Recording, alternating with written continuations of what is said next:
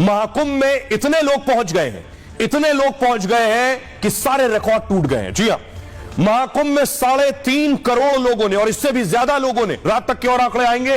जी हां, सेना बुला ली गई है, तैयारी है, सेना को स्टैंड बाय में रखा गया है, सेना को तैयार रहने को कहा गया है, क्योंकि महाकुंभ में माना जा रहा है 50 करोड़ लोग पहुंचने वाले हैं, 50 करोड़, इसलिए सेना अलर्ट पर है। अब देखिए, आखिर सेना को लगाया गया है।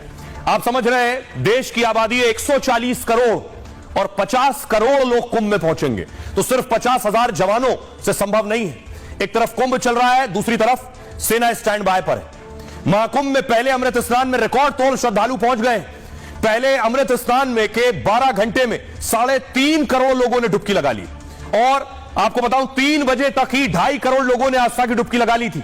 अमृत स्नान का यह आंकड़ा अभी और भी बढ़ सकता है। जूना अखाड़ा समेत सभी 13 अखाड़ों ने के संतों ने स्नान किया है। महाकुंभ के दूसरे दिन भी भारी भीड़ प्रयागराज में उमड़ी है। करीब 15 किलोमीटर के एरिया में श्रद्धालु ही श्रद्धालु नजर आ रहे हैं। हालत यह है, महाकुंभ मेले में लगातार भीड़ बढ़ती जा रही है। महाकुंभ की भीड़ देखकर आर्मी बुला ली गई है। सेना के जवानों को स्टैंड बाय में रखा गया है कि आप तैयार रहिए, क्योंकि यह लगातार भीड़ बढ़ती जा रही है। रेलवे स्टेशन में इतनी भीड़ है, बस अड्डों पर खचाखच भीड़ है। सीएम ऑफिस सहित सभी कंट्रोल रूम रेड अलर्ट पर है। DGP control room, home control room, chief minister office, ये सब, चीफ सेक्रेटरी ऑफिस, सभी इस वक्त रेड अलर्ट पर है। स्नान पूरी तरह शांतिपूर्ण तरीके से चल रहा है। ड्रोन, सीसीटीवी और अंडर वाटर ड्रोन से भी बाकायदा नजर रखी जा रही है। पानी में घोड़े पर जवानों को तैनात कर दिया गया है। गहरे पानी में कोई जाने ना पाए, ये जवान इसी पर नजर रख रहे हैं। मुख्यमंत्री योगी आदित्यनाथ हर घंटे महाकुंभ की निगरानी कर रहे हैं। गहरे पानी में कोई ना जाने पाए, जवान इस पर भी नजर बनाए हुए हैं। भारी भीड़ की वजह से आर्मी को भी स्टैंड बाय पर रखा गया है। हेलीकॉप्टर से पुष्पवर्षा हो रही है, ड्रोन से निगरानी हो रही है, और इनकी तैनाती मेला प्रशासन और राज्य सरकार की मदद से के लिए की गई है।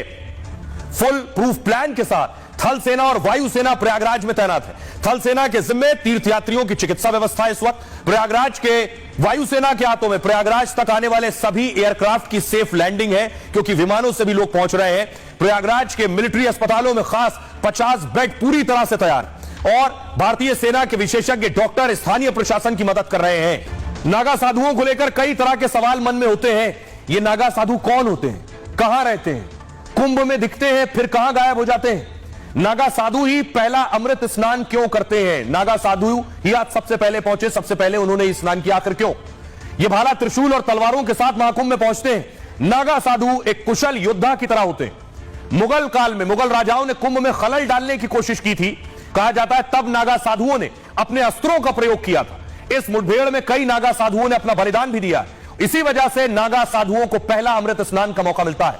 दरअसल नागा साधु जंगलों और गुफाओं में रहते हैं, महाकुंभ और बड़े धार्मिक कार्यक्रमों में शामिल होते हैं। इन्होंने सांसारिक सुखों का त्याग कर दिया है। इनके शरीर पर कोई वस्त्र, कोई कपड़ा नहीं होता है। ये शरीर पर हमेशा भस्म लपेटे रहते हैं। शरीर पर भस्म या राख लपेटे रहते हैं, इसे वो भभूत भी कहते हैं। भस्म को बहुत पवित्र माना जाता है और इससे मानसिक शांति मिलती है। साथ ही नकारात्मकता भी दूर होती है और एक सकारात्मक शक्ति मिलती है। ये भगवान शिव से भी ताल्लुक रखती है। चिता की राख या धूनी की राख लपेटे रहते हैं ये लोग। भस्म नागा साधुओं को ठंड से बचाती है। कहते हैं भस्म शरीर पर एक इंसुलेटर का काम करती है। कुंभ के दौरान नागा साधु आकर्षण का इस वक्त मुख्य केंद्र है। इस दौरान ये बड़ी संख्या में दिखाई देते हैं, लेकिन मेले के बाद ये साधु अचानक गायब हो जाते हैं। कुंभ मेले के दौरान नागा साधु अपने अखाड़ों का प्रतिनिधित्व करते हैं। मेला समाप्त होने के बाद वो अपने अपने अखाड़ों में लौट जाते हैं। ये अखाड़े देश के विभिन्न हिस्सों में स्थित हैं, जहां साधु ध्यान, साधना और धार्मिक शिक्षा देते हैं। इनका जीवन बेहद कठिन होता है। पहले घर से माता पिता से भिक्षा लेते हैं, माता पिता और खुद का पिंडदान करते हैं। सांसारिक दुनिया से उनके सारे रिश्ते खत्म हो जाते हैं।